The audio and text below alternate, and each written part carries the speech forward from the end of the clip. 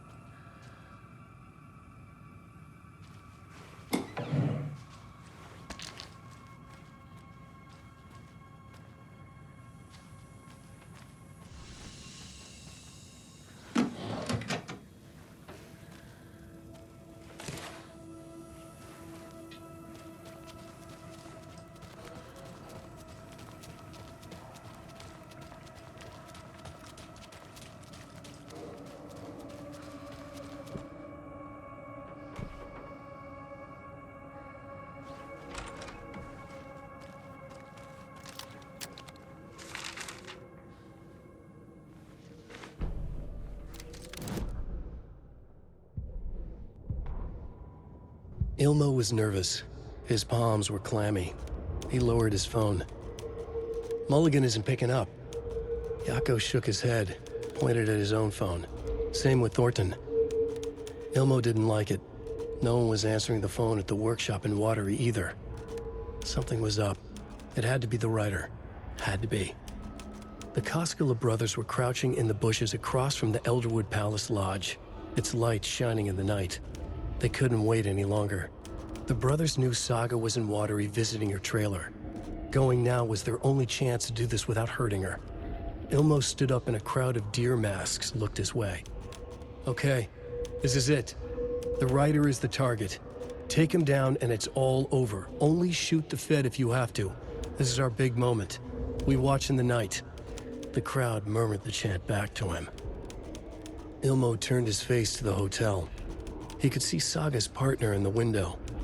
Ilmo slapped his brother on the shoulder. The brothers donned their masks. The cult of the tree was ready.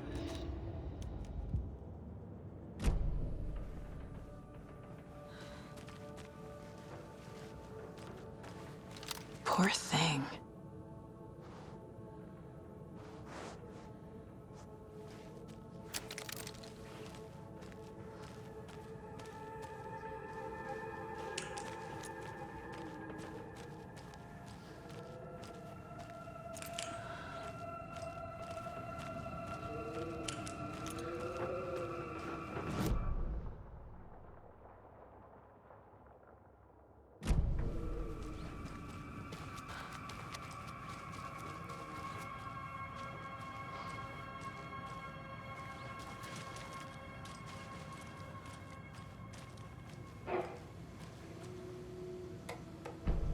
There's Tor, and he's out of his mind. Need to get to him.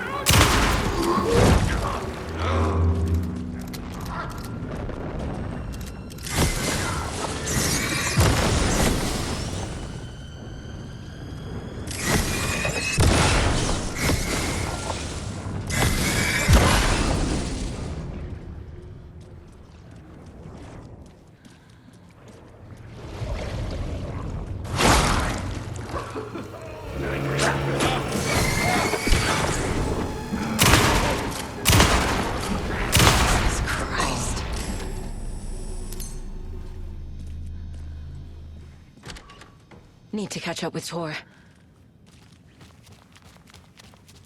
This must have been Tor's.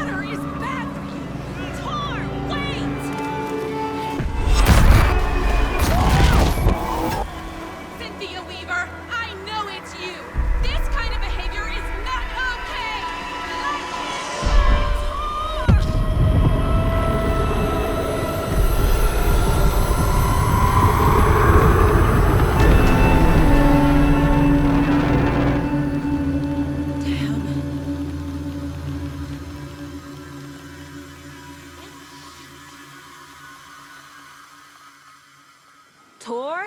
There's an overlap here. Did Cynthia pull Tor in? What was that? Where did Tor go? What on earth do you mean, Saga? Tor is resting in the wellness center. Remember? What? We both saw him go into the pond. Okay. Are you fucking with me, or is this the story again? Now. Let's cool it with the language. She's clearly lying to me. Why?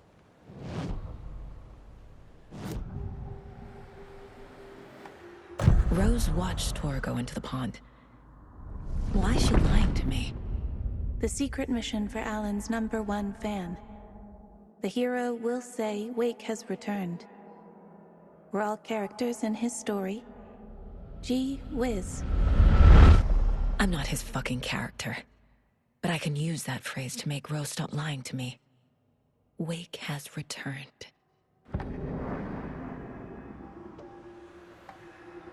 Cynthia took Tor. What happened to her? When the darkness touches your head, your bookshelf gets shuffled. I put her lamp in the shoebox. What do you call a lamp lady without her lamp? Is Rose talking about Cynthia or herself? Or both?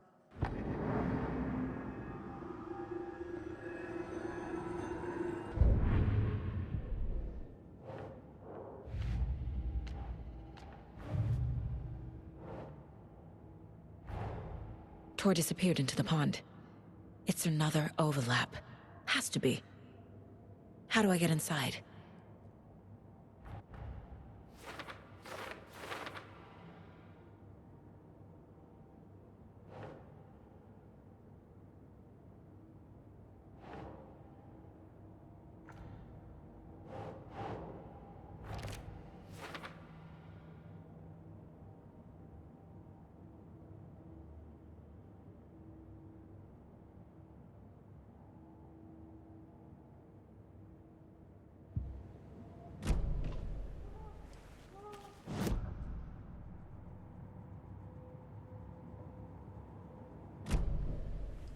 Rose.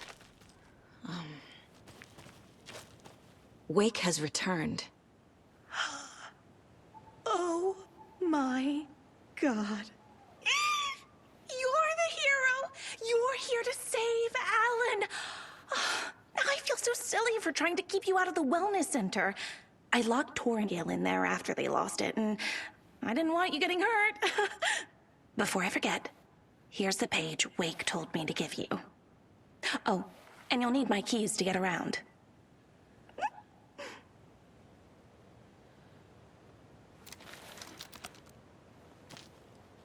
Saga jabbed the selector on the jukebox, the missing record in its place. Saga couldn't have found it without Odin's help. A light bloomed in through the garden window. The horror story beat me to Tor. I have to rescue him. The key to this overlap is an old Gods of Asgard record. Odin will know more. Saga jabbed the selector on the jukebox, the missing record in its place. Saga couldn't have found it without Odin's help. Standing there, Saga felt exposed, expecting the shadows to come alive. The needle crackled on the vinyl. The song swelled. Odin had said it was written for her and her mother. Her grandfather's apology. The lamentation of an old man. His heart was broken, sinking into darkness. Odin had said that the song would be a way to know Tor, a way to find him. A light bloomed in through the garden window. That's where Tor had vanished into the pond. Saga knew what she had to do.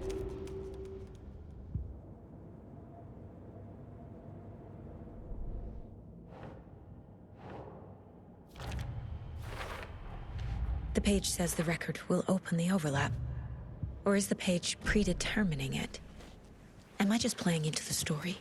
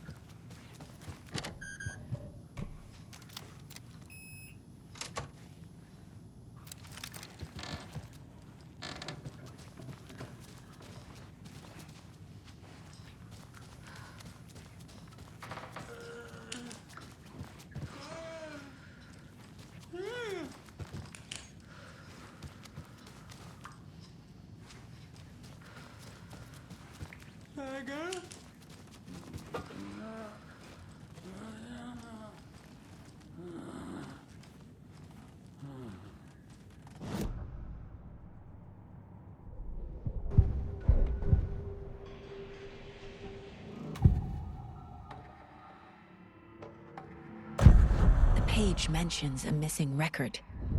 Do you know where it is, Odin? Driven by passion, raging like a storm. Your grandfather made the song to apologize. To your mother, Freya, and to you. Tor's like a storm. Your mother did the right thing, leaving with you, even if it broke your grandfather's heart. And mine. Listen to the song, Saga. It's all there. Tor only had one record made. He keeps it in the museum. Odin knows my mom's name. He's saying my mom took me away when I was still a baby. Plausible. Stay on task. The record is in the museum.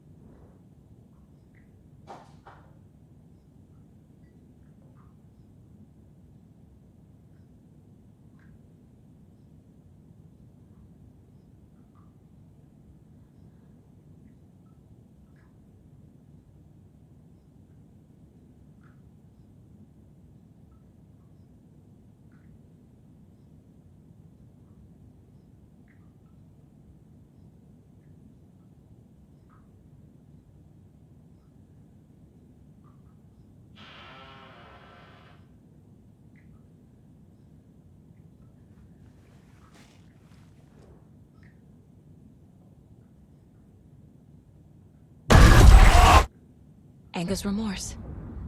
This is the one. But it's gone. Cynthia has the record. She will tell me where to find it.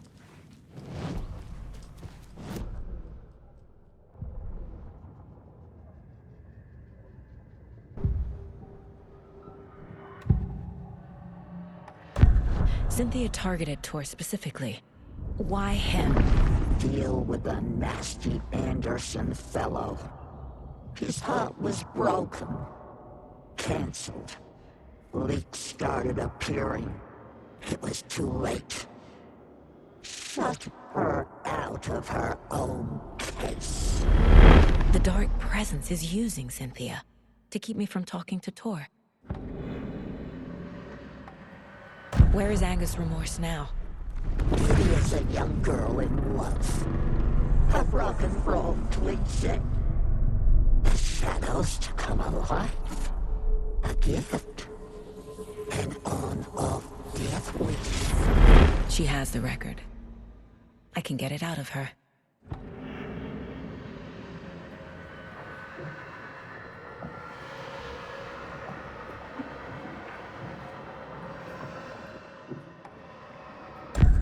Anger's Remorse. Where is it, Cynthia? Drowned beneath dark water. Too many hands. The bathroom frightened her. Cut short. She screamed. An old folks' care home.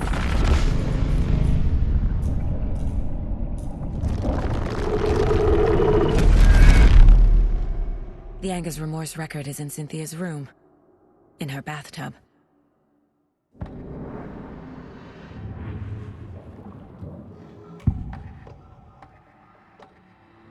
Anger's Remorse is missing. Who took it? Our shame becomes the pale horse. Oh, Tor. Bro. Tor's love for you is in that song. That's why Cynthia wants it, to ruin him. She made Tor lust after her. We fought one scratching hag years ago. Now he's fallen for another, and we might lose him for good. One less Anderson.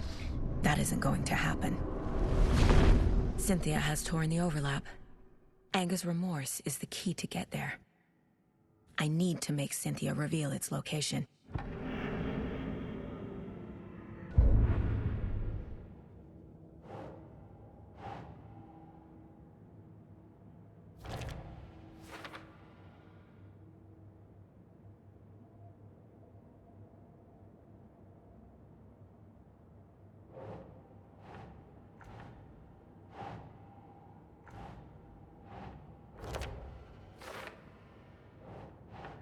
That's not right.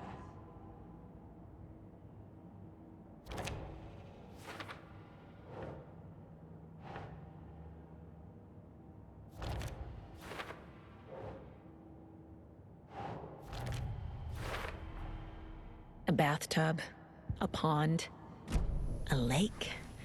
There's a theme here.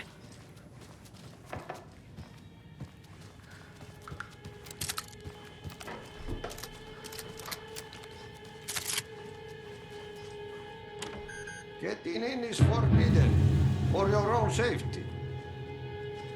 Time is long for those who wait. But in the end, stand the test. Sheesh, didn't see you there.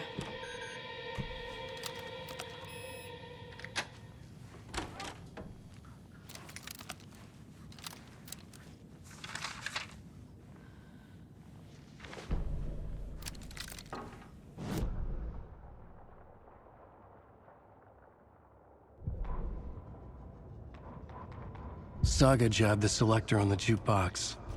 The missing record in its place. Saga couldn't have found it without Odin's help.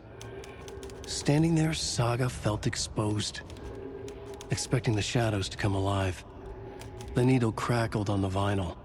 The song swelled. Odin had said it was written for her and her mother. Her grandfather's apology. The lamentation of an old man. His heart was broken, sinking into darkness. Odin had said that the song would be a way to know Tor, a way to find him. A light bloomed in through the garden window. That's where Tor had vanished into the pond. Saga knew what she had to do.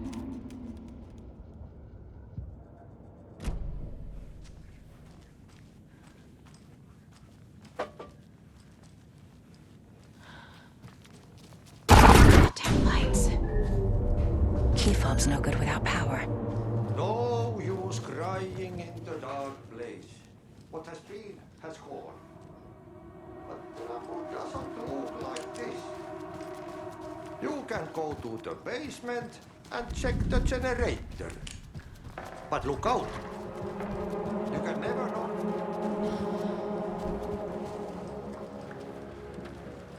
In which tree the devil sits.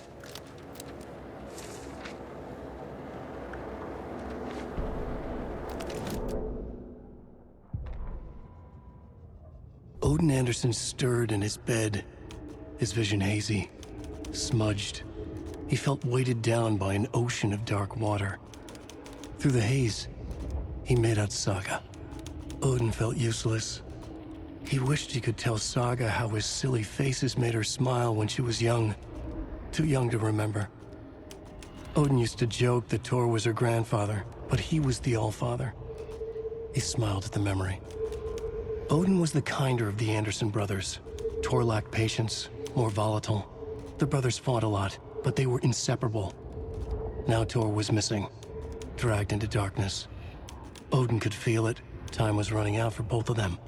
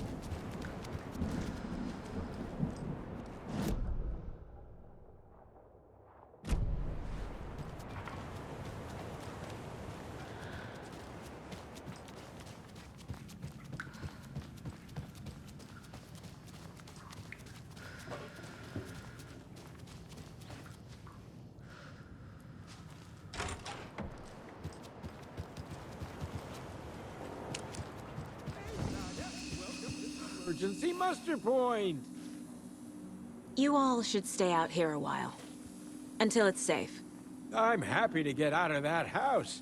Isn't it strange that I've lived in Bright Falls my whole life, and I can't remember this building? The house has always been here, Norman. Remember when that poor Nora girl drowned in the bunker?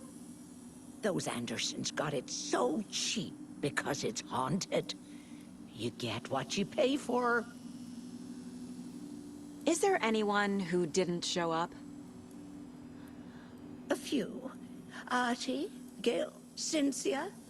If they aren't here by now, then they aren't coming. It's important to be punctual. On that topic, I'd like to point out that our nightly decaf coffee service is almost half an hour behind schedule. Have any of you noticed anything odd about Ms. Weaver? Just that Tor won't leave the poor woman alone. That brute wants one thing, and one thing only. Cynthia's gotten downright bossy. Take a swim in the pond, Norman. Drink some water, Norman. Well, no one tells Norman MacDonald what to do.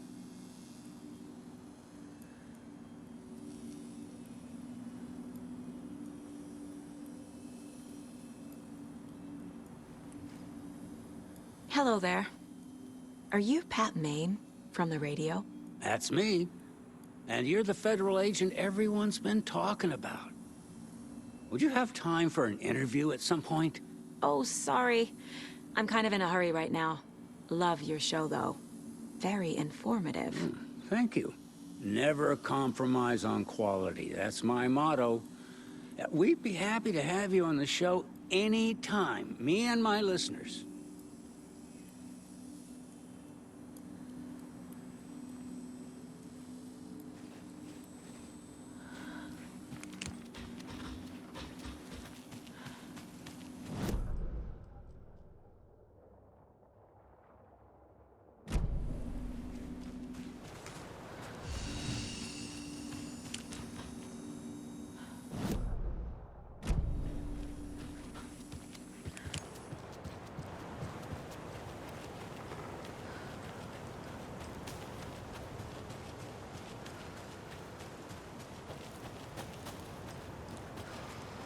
I need something to cut this.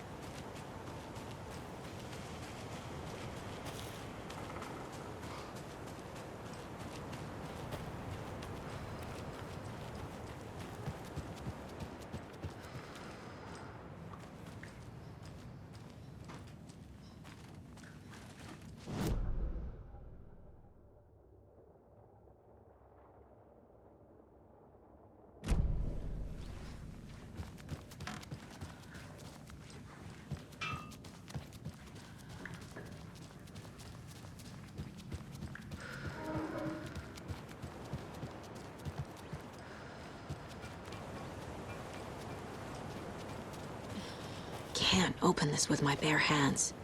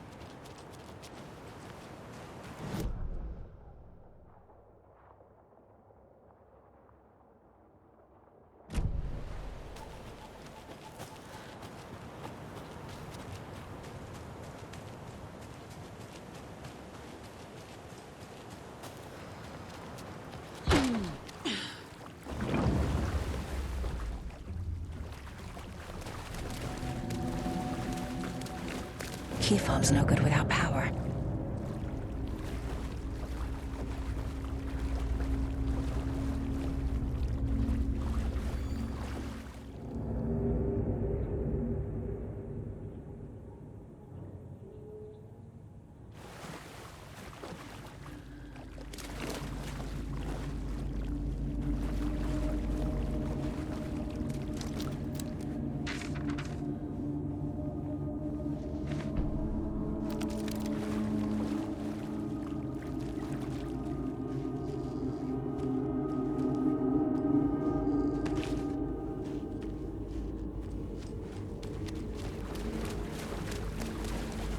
Can't be opened on this side.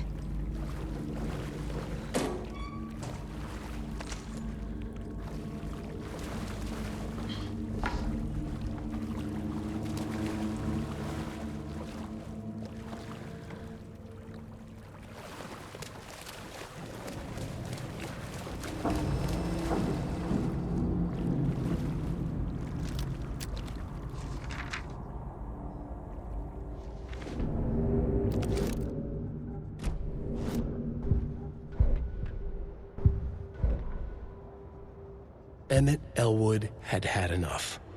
All his life, he'd been surrounded by the same small-minded, impolite, ignorant people in town. Their endless gossip, their nose-picking, chewing food with their mouths open, not washing their hands after visiting the restroom, and touching things. Touching everything. The world was going to hell. He'd watched day after day how all the nice things in life in Bright Falls were spoiled and ruined forever. There would be a just and terrible reckoning. Emmett had imagined many times how he'd make them pay. He had lovingly tended his anger, made it grow hotter. It was out in the open now. Ugly and slobbering, they reached at him with their unwashed hands. He'd beat them down, beat them until they no longer moved. And then he'd wash his hands with a strong antibacterial disinfectant.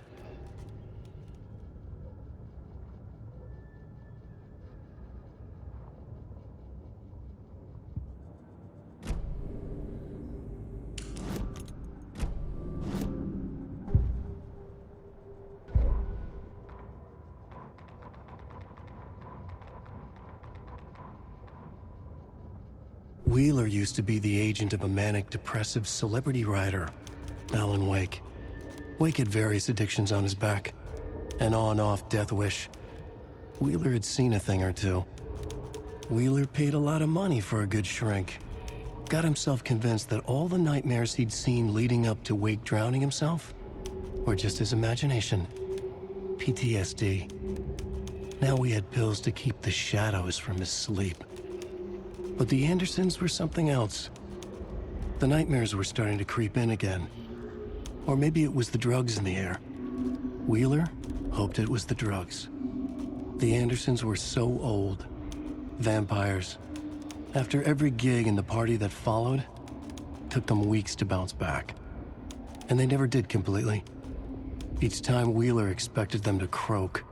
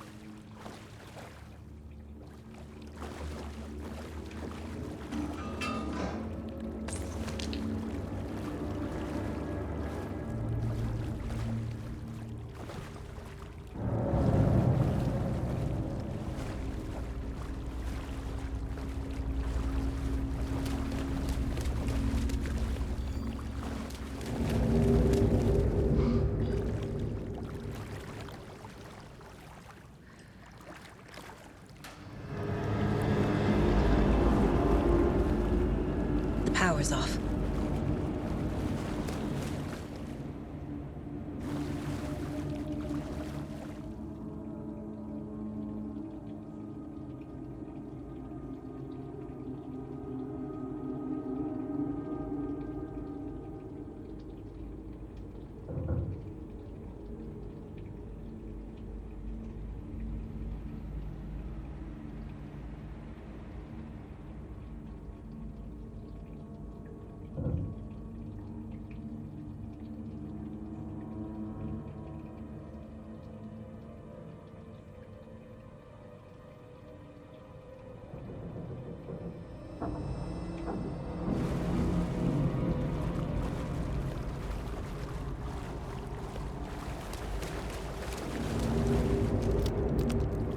Cynthia Weaver had always kept her lantern close. Someone in the bathroom with her. In the dark. Dark water pressed itself into her. She screamed.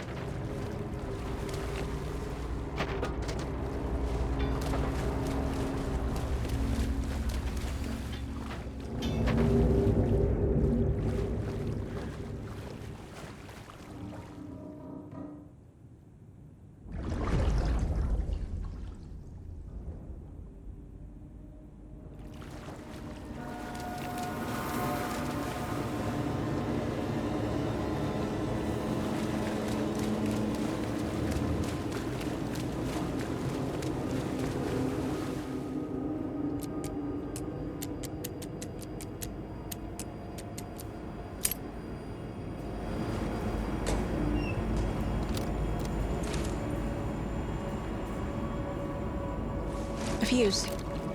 Could come in handy.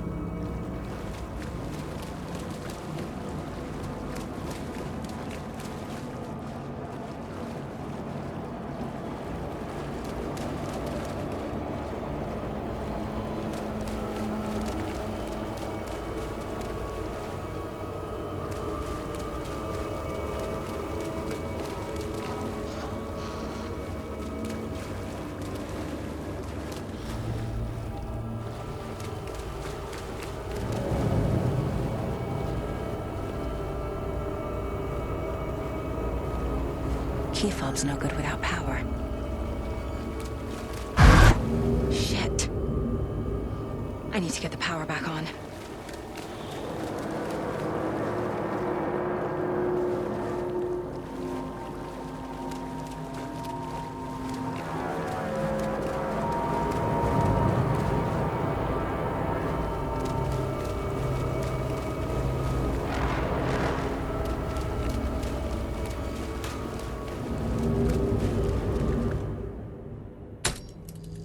There.